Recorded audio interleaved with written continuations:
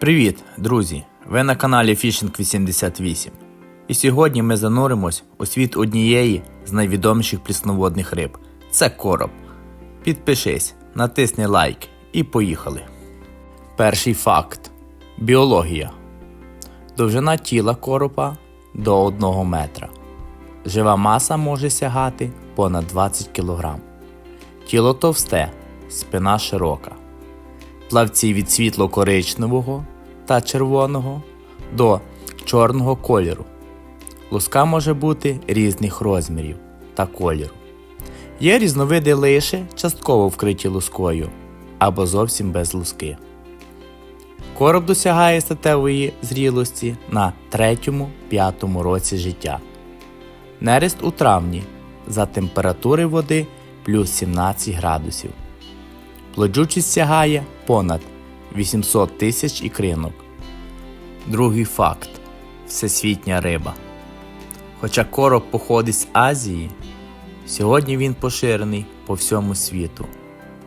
Це Європа, Північна Америка, Африка. Скрізь його або розводять, або ловлять.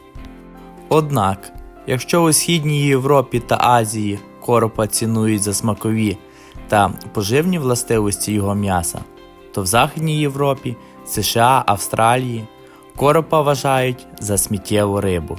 І якщо й розводять, то винятково для спортивного рибальства. Третій факт. Тривалість життя. У природі короб живе 15-20 років, але в акваріумі може доживати до 30 років.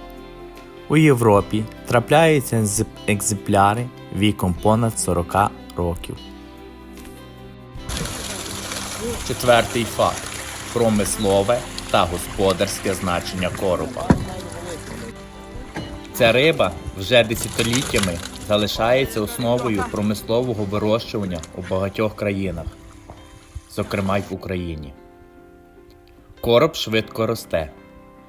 Добре пристосовується до різних умов і невибагливий до середовища. Саме тому він ідеально підходить для масового вирощення у ставках та водосховищах. Уже за 2-3 роки короб досягає товарної ваги, приносячи стабільний прибуток господарствам. Його м'ясо цінується за смак і поживність. Короб – доступна риба, яка завжди має попит на ринку та на столі. А ще короб працює на користь водойм, живлячись донними організмами. Він допомагає підтримувати природний баланс. Короб – це вигода, традиція та жива сила води. П'ятий факт. Всеїдний гурман. Короб їсть майже все.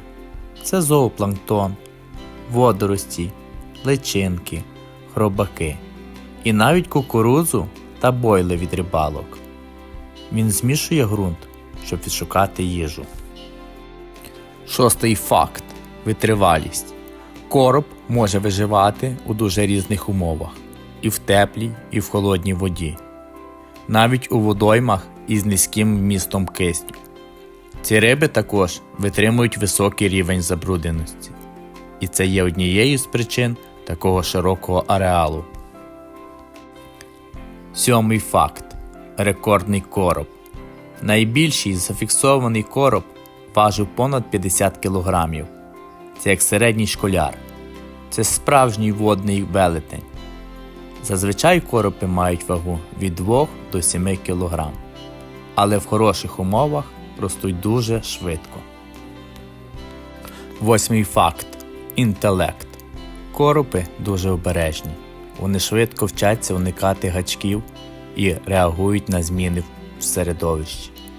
Коропи демонструють здатність впізнавати людей, реагувати на зміну поведінки рибалок. Тому досвідчені рибалки мають свої хитрощі. Дев'ятий факт. Багато різновидів. Короб має кілька основних різновидів, які відрізняються зовнішністю, лускою та середовищем проживання.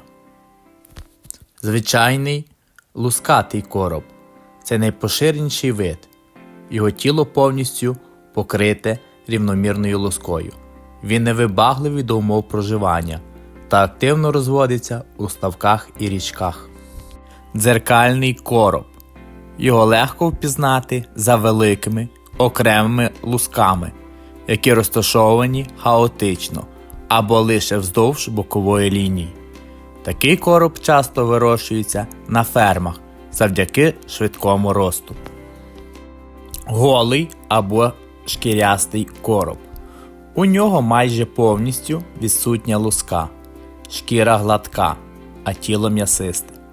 Цей вид менш витривалий, але дуже цінується за смаковими якостями.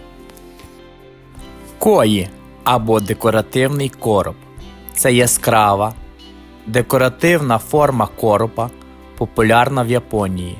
Має червоні, помаранчеві, чорні плями.